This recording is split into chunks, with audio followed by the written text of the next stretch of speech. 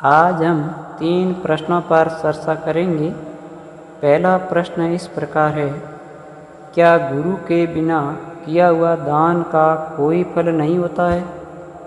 दूसरा प्रश्न इस प्रकार है, क्या गुरु बनाना जरूरी है? तीसरा प्रश्न इस प्रकार है, हमें दान किसको करना चाहिए? कई लोग कहते हैं भगवान के मंदिर में दान करो, कई लोग कहते हैं गरीब लोगों को दान करो, कई लोग कहते हैं ब्राह्मण को दान करो, कई लोग कहते हैं गौ माता के लिए दान करो। हम दान करें तो किसको करें जिससे हमें 100% लाभ मिल सके? मैं प्रश्नों के उत्तर देने से पहले प्रश्नों को फिर से दोहराऊंगा।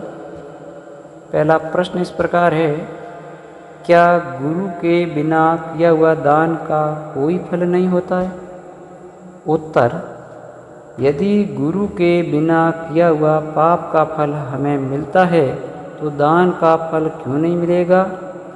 बिना गुरु किए आप जो दान करोगे इनका आपको फल जरूर मिलेगा।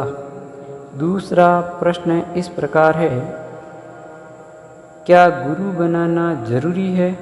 इसका उत्तर इस प्रकार है, हाँ, गुरु इसलिए बनाना होता है कि हम भगवान से डायरेक्ट ऐसे कई जन्मों में वादा कर चुके हैं कि हम आपके कई अनुसार चलेंगे, परंतु हम नहीं चलते।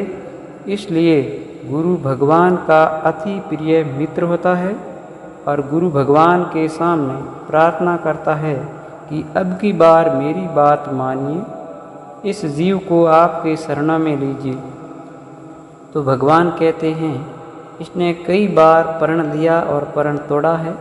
तो गुरु कहते हैं इसने लाख जन्मों में गलतियां की होगी, परंतु अब की बार मेरी बात मानिए और इस जीव को आपकी शरण में लो। तब भगवान हाँ भरते हैं कि मैं मेरी शरण में ले रहा हूँ। इसलिए हमें गुरु बनाना जरूरी है। तीसरा प्रश्न इस प्रकार है, हमें दान किसको करना चाहिए? कई लोग कहते हैं भगवान के मंदिर में दान करो, कई लोग कहते हैं गरीब लोगों को दान करो, कई लोग कहते हैं ब्राह्मण को दान करो, कई लोग कहते हैं गौ माता के लिए दान करो। हम दान करें तो किसको करें जिससे हमें 100% लाभ मिले? इसका उत्तर इस प्रकार है, नमो ब्राह्मण्य देवाय गो ब्राह्मण्य हिताय से जगतिताय कृष्णाय गोविंदाय नमो नमः। भगवान ब्राह्मणों से गायों से बहुत ही प्रेम करते हैं, इसलिए उनको दान देना चाहिए। और मंदिर में दान इसलिए देना चाहिए कि मंदिर में भगवान का अति प्रिय मित्र वहाँ पर भगवान की सेवा कर रहा है, तो ये भगवान की खुशी के लिए हमें दान करना चाहिए।